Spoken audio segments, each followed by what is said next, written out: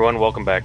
So in the last video you saw we installed the engine, we made a new exhaust, we got new brakes installed, we resealed quite a few items. We just have had a lot of changes to the car all at once that can make for kind of a stressful first few new drives.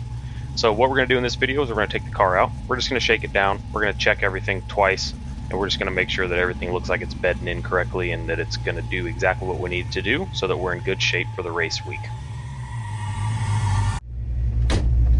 Okay, so one thing I have not done that hopefully doesn't end up being a problem is bleed the clutch. So it still feels okay, but it's kind of off the floor where it's normally off the top. So we'll see how that goes. Sounds like it's missing a little bit.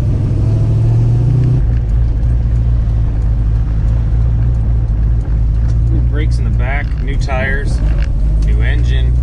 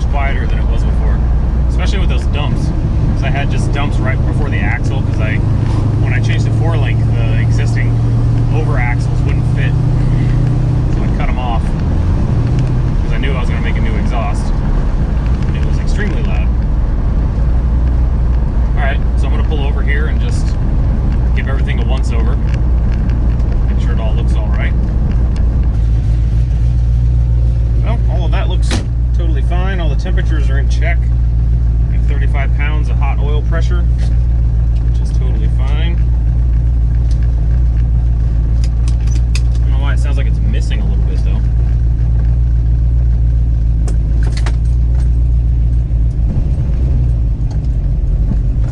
Backup camera's nice.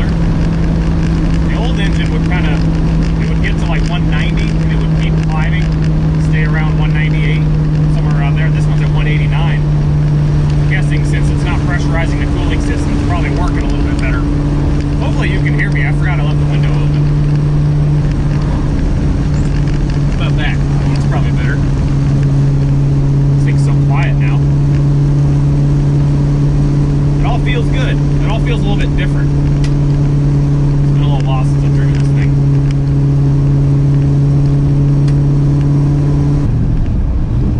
Definitely need to bleed that clutch. It does not feel good.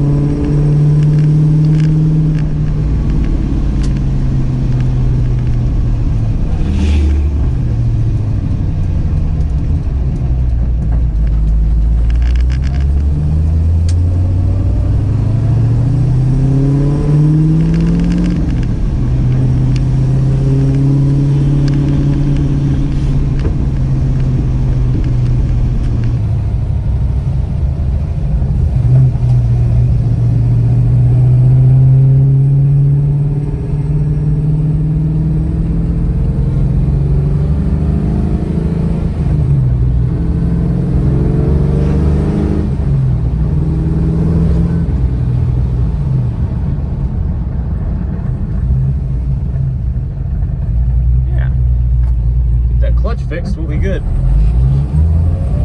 Just needs bled.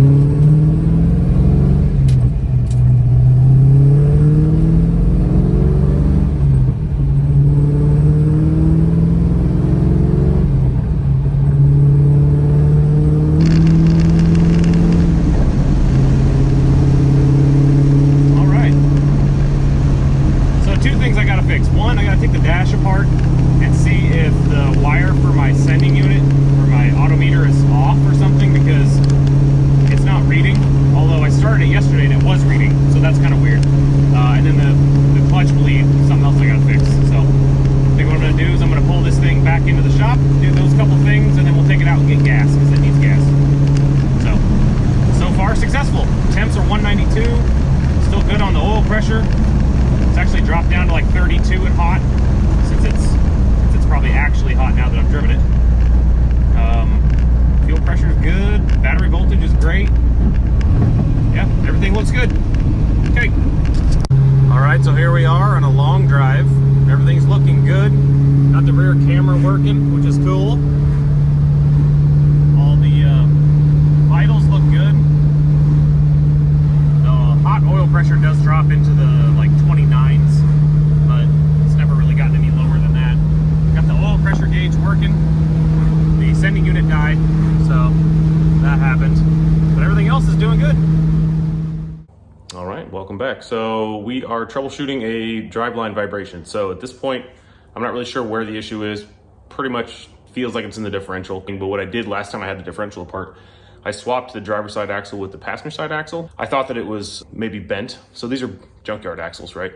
So I swapped it from side to side thinking maybe get this thing up in the air and then spin the wheels. If it looks like it's bent, then that probably indicates that axle is bent. So what I'm gonna do is I got this thing up in the air. We're gonna get it to 50 miles an hour. We're gonna put it in neutral and just see if the vibration is there. Because it was the passenger side that was wobbling just a smidge before. But these are different wheels, different tires, and the axle's been switched to the other side. So we got a lot of changes we've already made. So let's just see if we can figure something out.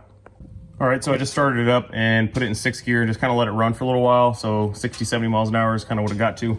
And basically, if you listen, it's definitely still making the noise, but what I didn't check again, even though I just tightened it, pinion nut is a little bit loose again. So I had just tightened everything when I took it apart. So what I'm gonna do is I'm gonna take the, because it's kind of a pain, you get the flange. You gotta take the flange off and just tighten that nut a little bit more. I never wanted to over tighten it because you can't loosen it. So I'm okay with this, just kind of a pain to get it all apart. So that's what we're gonna do. All right, so you can kind of hear it.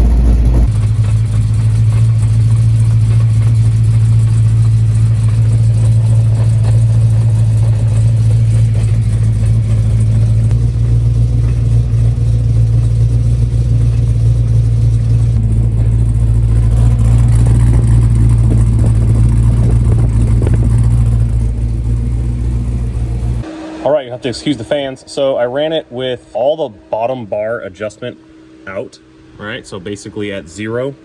I still had a vibration, got a little bit better. So I said, okay.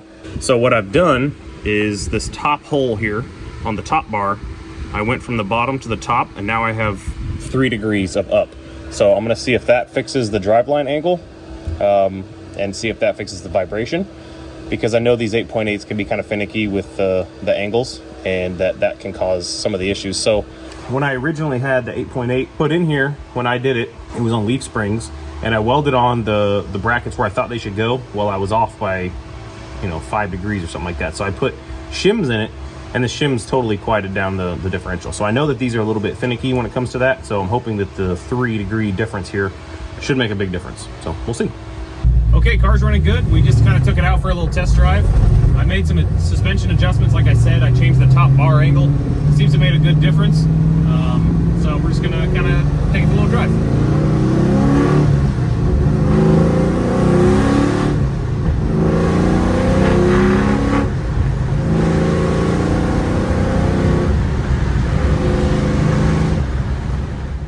Hey, so a little update. We got the trailer wiring hooked up so that we can at least tow the trailer around to see how that goes. I'm not expecting any issues, but I've never had this trailer on the road, so hopefully the bearings and everything work out all right. All the turn signals, brake lights, all that stuff seems to work, so we're just gonna go for a little drive.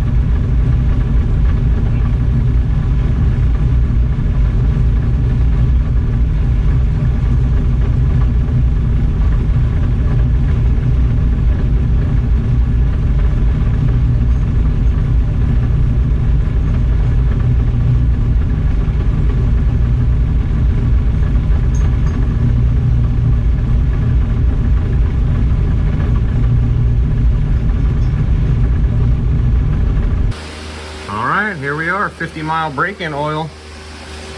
Looking pretty good, honestly. And there's definitely some swirl to it, but it's brand new, so to be expected. So we'll get the filter off, we'll cut her open, see what she really looks like. No chunks came out, so that's good. All right, I'll catch back with you.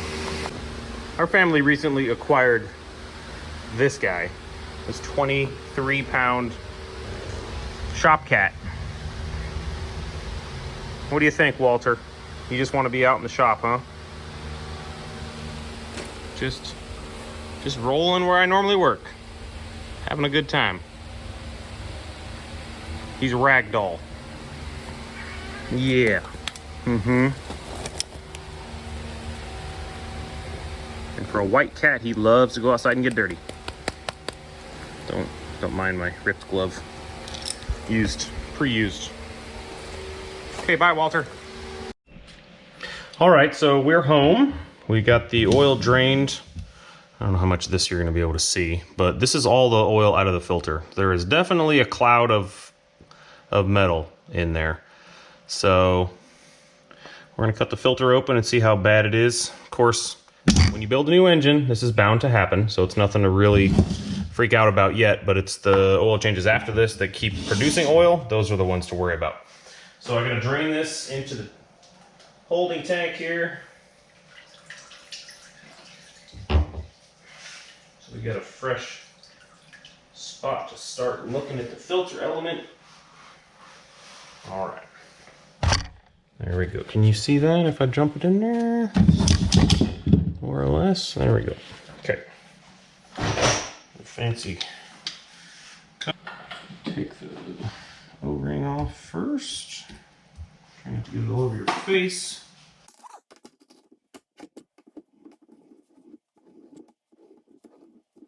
This thing is so handy to have. Makes it way easier. I used to do it with a pair of angle cutters, side cutters, tin snips. It was a lot more labor intensive, that's for sure. So right away, I see a buildup of small particles on the top of the filter element. Let's see what the inside. Oof. Oof. That's a lot of metal. No big chunks, so I guess that's a silver lining.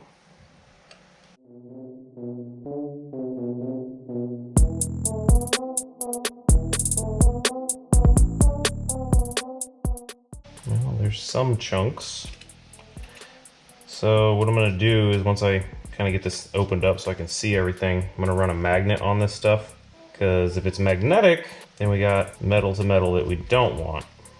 If it's bearing material, I'm less concerned, but not concerned. So there's, you can see that right there.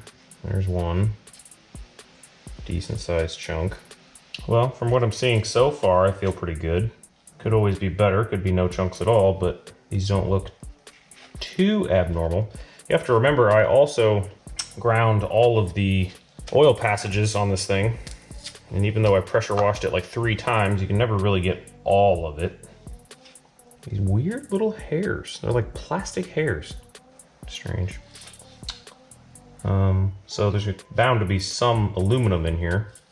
And the hot engine oil does a pretty good job of scrubbing it clean. There's, if that's metal, I think it's metal. Ooh, I don't know. This is the biggest chunk so far if it's metal. But it's kind of hard to tell. It's got kind of a dull color to it. I'm going to put it on the filter cap so I don't lose it. Okay, well, of course there's a couple of little ones right here. But I'm going to say so far, better than I was anticipating when I saw all the metal. So let's we'll get a magnet with a bag and we'll see what we find. Powerful magnet. All right. So assuming this bag doesn't have holes in it, the idea here, you jam this guy in there so you don't ruin your magnet. Of course I got the razor blade, but If it's not obvious, what you're looking for is if this thing picks up something that's magnetic, right? If it's ferrous, then that is the piece of something you don't want wearing, right? So that's a piece of your cam, it's a piece of your connecting rod, you know, not the pistons because they're aluminum, but or your crank, possibly. So those are the ones you want to watch out for, and a lot of this stuff is not getting picked up. So there is some small pieces here. How about this? We'll put it on a clean part of a rag. You put the rag on, or put the magnet on, take the magnet off, and theoretically all of it stays, and you got a clean magnet. Nice. You can just smear this right on the paper. Okay. I mean, we're talking just the smallest of pieces. Not nothing, but small. Can you even see that? You probably can't. Here's what I'm gonna do. I'm gonna take a picture of this with my phone and I'll put it in the video. Okay, hey, I'll take it. That is way better than I thought at this point. Oh, did you really spray me? Oh, that was dumb. Wow, look how dumb I am. Well, that little piece that I said was definitely metal is not ferrous because it didn't stick except for the oil viscosity. Love how I just like kept my magnet clean and then put it in the oil. What an idiot. It's just totally soaked in oil. Okay, all right, well, we're gonna end it there. That is a pretty good assessment.